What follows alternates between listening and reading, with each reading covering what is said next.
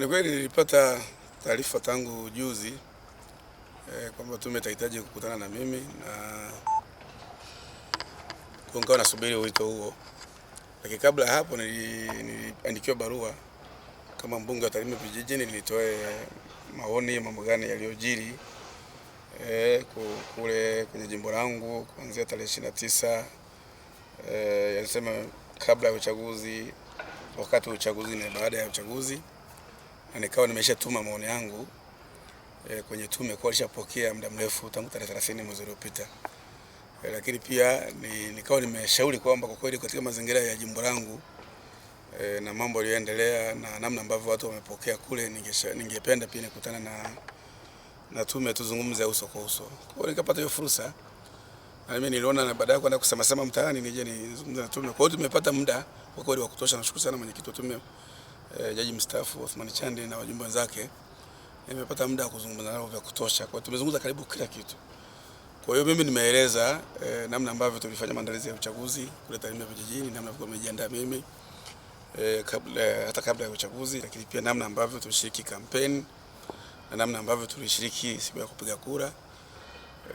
Na itoshe kusema tu kwamba nimeeleza kila kitu ambacho nakijua mimi kama mbunge na kama mwana Tarime na kama mwana Mara na kama mwana siasa. Nataka nirudie, nimeeleza kila kitu kilichotokea kwa sababu nafahamu na nimefanya homework yangu vizuri zaidi. Kwa watu wa Sirari, kwa madhara yote ambayo yamepatikana pale, nimewawakilisha kwenye tume kama ambavyo walipata fursa pia ya kuzungumza na tume. Maana tuliomba pia tume kaenda Tarime. Kwa imezungumza na watu wa Sirari, imezungumza na watu wa Nyamongo, imezungumza na watu wa Tarime mjini, kama ambavyo walienda maeneo mbalimbali tumezungumza nao. Kwa nimeeleza kila mmoja namna ambavyo aliathirika katika tukio la Oktoba, lakini pia namna ambavyo watu walipata madhara kwa maana ya miili yao, mali zao, miundombinu yao, lakini pia nikaonyesha namna ambavyo watu wamepokea katika jimbo langu. Na nimeomba maoni hayo sasa, kwa sababu tume imeunda na Mheshimiwa Rais, nimeomba sasa maoni hayo wao watayafanyia kazi kadri ambapo wamepewa hadidu za rejea na yataenda. Kwa sisi tutabaki tunasubiri mapendekezo yao, lakini pia na namna ambavyo mamlaka itaona kwamba inafaa. Na nimewaambia kwa kweli mimi nilipokea vizuri baada ya kuona Mheshimiwa Rais mwenyewe ameona kuna shida imetokea katika nchi yetu yake kiongozi mkuu wa nchi, na kwa kweli akawiwa kwamba ni vizuri aunde tume na apate ushauri na apate maoni na hao wajumbe. Leo sikuja peke yangu mimi hapa. Leo hata mzee Pinda na mzee Mpango alikuwepo, makamu wa rais mstaafu.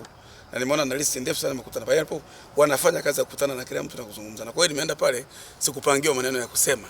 Mimi nimewaeleza wananchi wangu kule Sirari.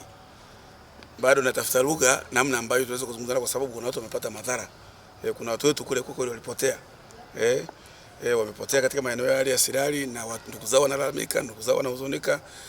Na nimewataja kwa majina waliopotea kwa sababu nayo nawajua, nimewakabidhi kwamba watu hawa kwa kweli wanahitaji majibu ya serikali, lakini pia wanahitaji majibu ya namna ambavyo maisha yataendelea.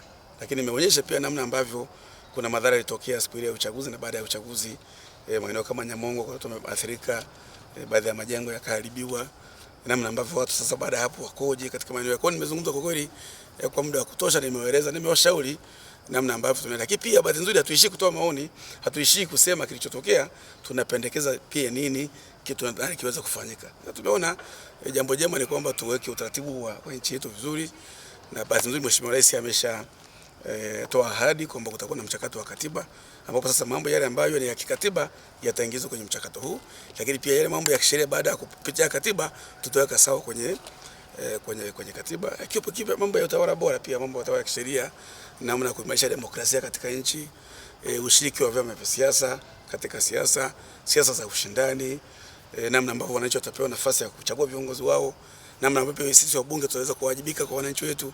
Kwa kweli nimeona nimetua mzigo. Nilisema tuko leo nimetua mzigo kwa tume, na kwa kweli nimewapa kile ambacho nakiamini, kile ambacho nafikiria na kile ambacho mimi nilikiona kinaendelea, na sasa hata watu wanavyozungumza na mapokeo yao kwa kweli nimewashauri kwa kadri ambavyo niliweza kuwashauri.